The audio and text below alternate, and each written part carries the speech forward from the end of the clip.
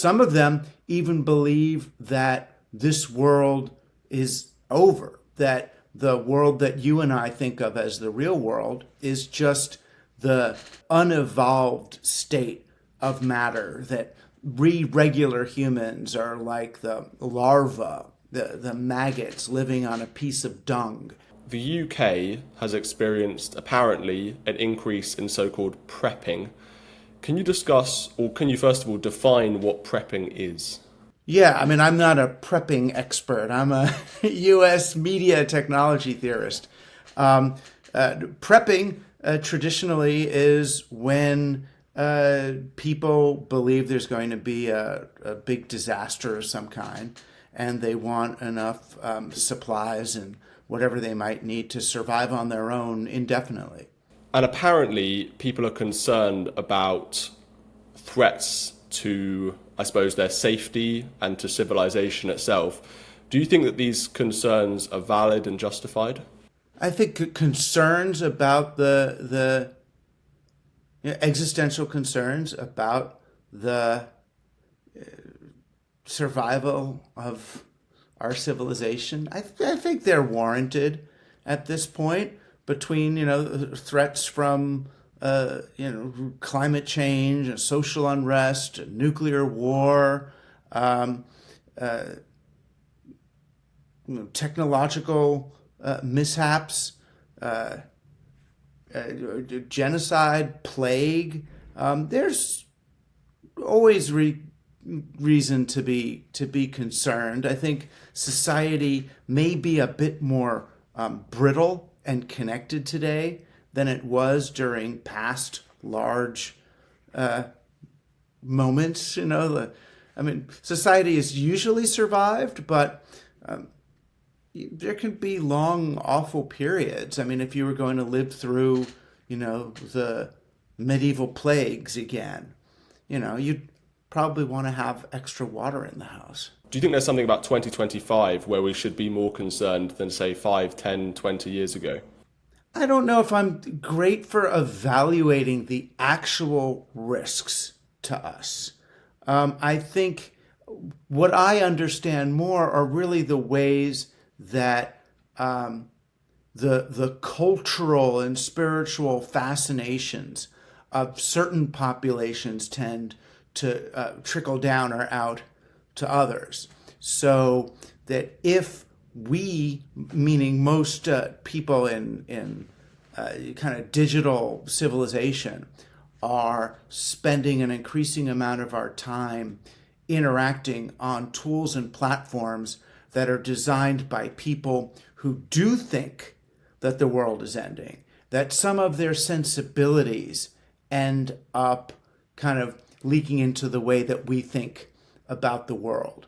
So what we do know is that many of the tech developers in Silicon Valley do believe that the world is on the brink of a major calamity, maybe one that they themselves have created, whether it's nanotechnology or genetic engineering or artificial intelligence.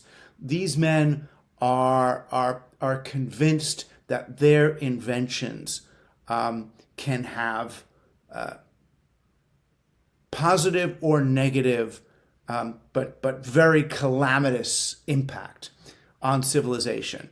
Some of them even believe that this world is over, that the world that you and I think of as the real world is just the unevolved state of matter, that regular humans are like the larvae, the maggots living on a piece of dung, and they, the evolved tech bros, are the ones who will sprout wings and become fully evolved as a fly and can get off the thing. So if you read their work or listen to their speeches, often they're talking about our whole planet and all of its people as the fuel for the wealthy few to get off the planet and into the next place. So when you have kind of technology and business and even political leaders talking about the world this way, it's very natural for people to internalize this prepper mindset, right? That said, when we do see the weather systems changing, when we do see, the United States stop its funding for, Ebola containment in Africa, it's easy to start to think things could get rough. The economy could crash. Weird diseases could spread here. There could be hundreds of millions of climate refugees, and we're not really currently equipped to sort of take care of ourselves and each other. So even in a very healthy way, even if you're not a crazy person just trying to store years of stuff and guns and weapons and fire modes to protect yourself, it does make sense to meet your neighbors, to talk about resilience, to see where does your water come from, how convoluted is the supply chain of food from farms to where you live, and could you develop a bit more resilience as a community? You paint quite a dystopian picture of the so-called tech bro community.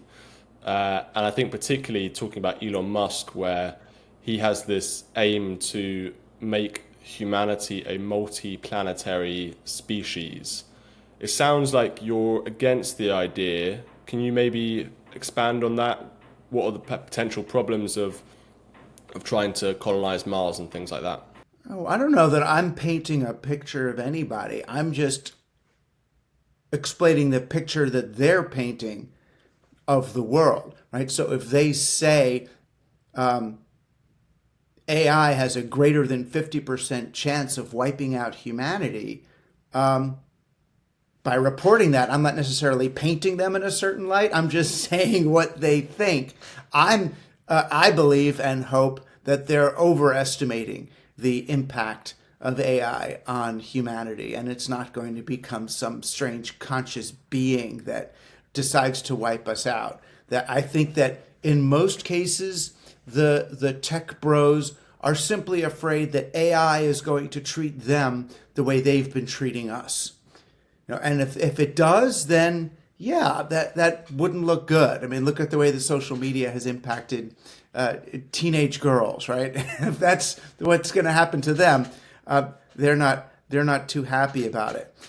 As far as wanting to spread humanity throughout the heavens, sure, go for it. I think that's fine. I prefer it as a positive exploration and expansion of humanity rather than a last gasp escape from a world that they believe is dying. And the amount of money and resources we spend on that effort, we need to evaluate its appropriateness. So maybe it is appropriate to say it's okay for this many people to starve in order for us to get one more rocket ship out. Or it's okay to use this much fuel and create this much pollution. Or it's okay to build this many power plants to fuel the AIs that we need to build the things to get 12 people to Mars in the next 100 years. Maybe. Because just how do we evaluate the way that we're spending our resources and attention? If Jeff Bezos wants to use, the whatever trillions of dollars of Amazon profit to get a few people up into orbit, basically at the same height that NASA could do 60 years ago, then he's welcome to use his money for that. It's just, where do we want to put our focus as a civilization? I feel like many of the tech bros see our environmental situation as untenable. And they think it's going to be easier to terraform life on some other planet than to restore the natural environment we already have here. I kind of disagree with that, but I understand the way that they think about the world. Their business models usually depend on finding a new territory, new IP, totally new. So they want to go to a new planet and start over rather than deal with all these people and institutions and stuff here. I started by asking about preppers in the UK because apparently there's been an uptick in so-called prepping. But I do also want to ask about preppers in the tech bro world. Are the billionaires the biggest preppers of them all? Are they building their own islands off New Zealand to try and protect themselves from the ongoing or upcoming climate disaster? Yeah, they are. I guess the question is whether are they building these fortresses, these deluxe vacation fortresses, armed to the teeth and staffed by retired Navy SEALs. Are they building them to protect themselves from what they think are the coming threats, or are the threats in the news really their excuse to build fantasy dream houses that they've wanted to build all along? I think that there's if you remember, like playing with Lego or something, there's an urge, especially as a little boy, I think, to build the ultimate fort or space station or clubhouse. It's a version of the 6-year-old that wants a tree house and to put members only on it, that only their friends can get there. I think there's a version of that in the tech bro fantasy of an island fortress that no one can get, and you just have a few sex robots and Navy SEALs, and you never have to deal with anybody again. So I think that there's the issues, real problems like climate change or terrorism or pandemic help them justify doing something that they kind of wanted to do all along. They want to just, rise from matter as pure consciousness and get to play in a metaverse video game and never have to deal with the complications and complexity of, wet human natural reality. Do you think that a lot of these people are essentially antisocial by nature?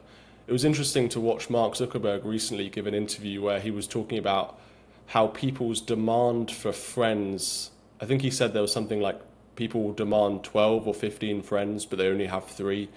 And he thinks that AI can help give people friends. You mentioned the metaverse. This is his kind of online universe that you use VR to interact with other human beings.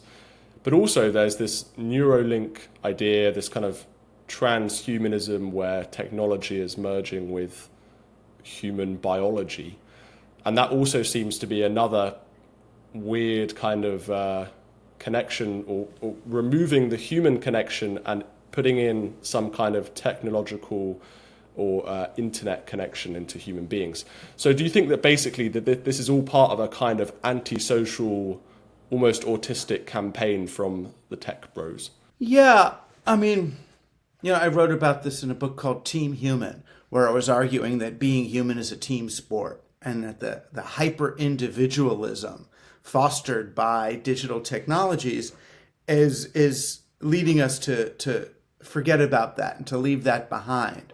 When you don't have people, when you don't have a cohort, you don't have friends, you don't have intimacy, we will look to substitute for those things in other ways. So if you can't have, the oxytocin, really, it's the hormone that gets released when you're in physical proximity and friendship with others, you will look to replace that with something like dopamine, which is a more kind of a thrill-seeking hormone. So it's like, right, if you can't have love, you have porn. If you can't have friends, you have social media. And they don't actually truly substitute for the thing we're missing. But the further down that road we go, the more we want the number of likes or retweets or things that we get on a social media platform to fill in for touch or dance or friendship or baseball or the kinds of things that fill us. So I'm not against these technologies. They're fine, particularly if you can't get out because you're a paraplegic, or you can't talk to other people directly because you have no speech, but you can type on a keyboard. So there are ways to connect people without the regular means of connecting to others. We've got these devices, but we understand so little about the way that rapport actually works between people. What happens in your body when you make eye contact with someone else, when their pupils get larger to take you in, when your breathing rates sync up, when you dance together, when you hold hands. We know hold hand feels good, right? So then, okay, I'll make robot hand to squeeze you in the same way. And it feels okay, but what else is going on? But there's so much we don't yet understand about life and social connection and the emotions and our neurology that being willing to go down a line of using ultra simplified technologies to substitute for or compensate for what we're missing, I wouldn't do that too quickly. There's maybe something that happens, in the hours that a kid is at school, that they're learning long division, that won't be fully replaced by implanting long division, into their head with a chip. Sure, if there's an important thing, you got a Navy pilot and he's volunteered to get some chips so he can fight better or shoot, okay, you do stuff in the military, you do stuff medically, but there's so much yet unexplored right here on Earth, right here in physical reality, that I'm reluctant to overdevelop our artificial simulations before we fully explored what's going on here, particularly when the development of many of these artificial simulations has a direct impact on the real world that we haven't yet fully explored. I'm not ready to try to build the rocket ship that uses the Earth and its people as the disposable fuel. You mentioned the impact of social media on teenage girls earlier. I just want to expand on that. I mean, Jonathan Haidt has written extensively about how social media is corrupting young people. It makes them depressed. It makes them anxious. You can look at all of the statistics around the West, and you can see young girls and young boys are feeling more depressed and anxious than ever before. Would you recommend to parents to not give social media or iPhones or smartphones or whatever to their children? Do you think children should be protected from this technology until they're adults? I mean, I think the longer you wait, the healthier your kids are. It's really difficult to do that if their peers are using it. I mean, I like there was a movement I think I helped start, basically saying wait till 8th grade, wait till the kids are 12 or 13 before you give them a phone, and 14 or so before they get social media, at least to delay it a little. I do advocate, and this makes me sound very conservative, but I do advocate for Sabbath. I love the idea of people having one day a week where they're not using screens, like a day of rest. That was sort of what the Sabbath was originally intended, that you would take 1/7 of your time and you don't produce or consume, and you celebrate that you're okay just the way you are. So I think that if kids had one day a week to breathe, one day a week to pause on that and play a real game, experience their feet on the ground, make eye contact with others, they might, develop enough resilience to be less directly impacted by all this. But it's hard. It's hard. I mean, I would also advocate, still lobbying for the companies to stop using algorithms. These are not just platforms. In the old days, I know this is hard to imagine, the way social media worked it was like everyone had their own web page, everyone had their own profile, and you would choose by clicking on them which people you wanted to read, which things you wanted to follow. And that's what would be in your feed. Now it doesn't work like that. Now social media companies became publishers. And what they do is feed you with algorithms the things that they believe are going to create engagement. And that's very different, right? The thing that creates engagement are the equivalent of car crashes or things that are upsetting in one way or another. So it's no longer social media. It's something else. And that's why sometimes it's hard for people to understand. I don't understand why my kid is getting sick. It's because they're not watching what their friends are doing. They're being fed stuff that's been tested to create anxious responses.